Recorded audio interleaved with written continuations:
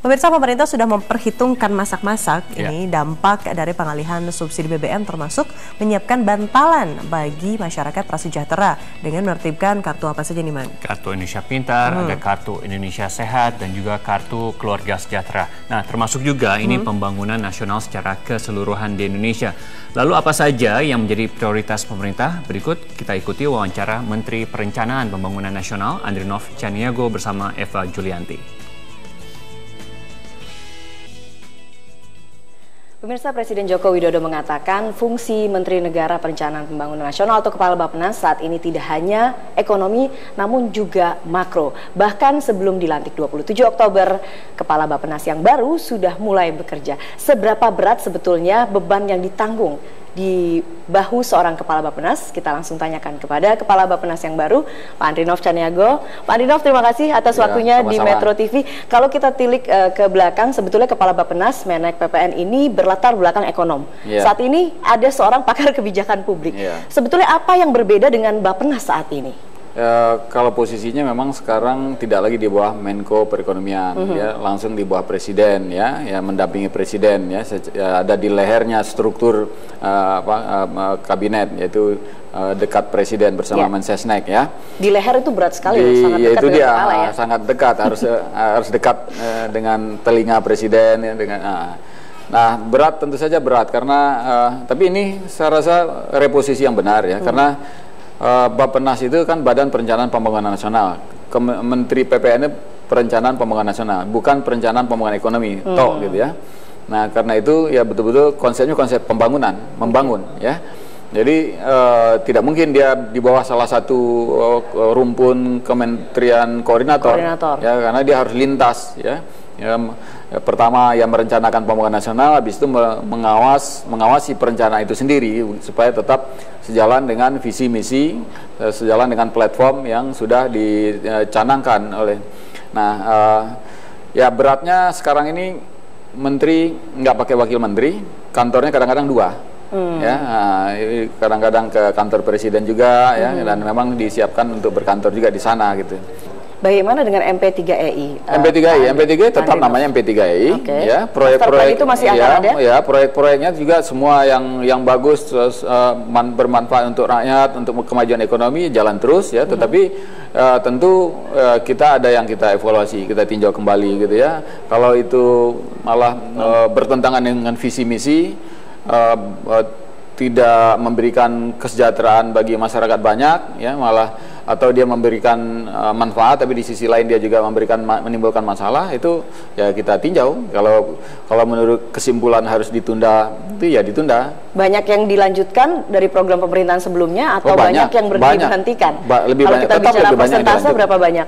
Ya tetap mungkin 90%, ya, kalau 90% dilanjutkan. Ya, rencana yang sudah ada itu tetap, ya. Ya seperti pengadaan pembangunan pelabuhan, bandara, itu memang sudah betul, ya. Itu sejalan dengan konsep pemerintahan sekarang? Ya, sejalan, tetap sejalan, ya. Jadi pembangunan bandara kecil, ya, di luar Jawa, pelabuhan-pelabuhan, dermaga, terminal penumpang, irigasi, itu semua itu ada di dalam MP3I. Oke, ya. Sesuai dengan konsep pembangunan pemerintahan Jokowi JK saat ini adalah lebih fokus ke maritim, ya. Pak Andrinov, artinya pelabuhan-pelabuhan yang tadi seperti disampaikan.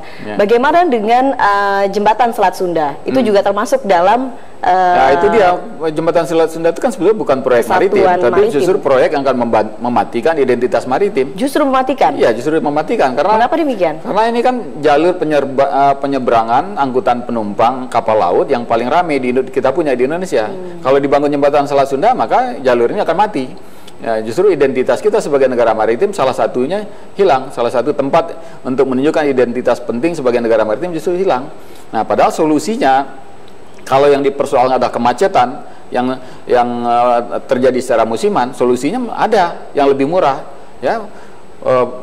Lakukan peremajaan kapal, nggak usah semua tapi sebagian saja, karena kita memang dikasih kapal-kapal tua di sana, kita disuruh menjadi bangsa pengguna barang bekas, ya. Nah, ini harus kita ubah. Yang kedua, tambahlah dermaga kalau memang ada peningkatan permintaan barang dan penumpang. Saya rasa dengan itu kita bisa lepas dari kemacetan yang musiman itu. Nah, setelah itu justru gunakan ini sebagai tempat untuk menunjukkan identitas kita sebagai negara maritim.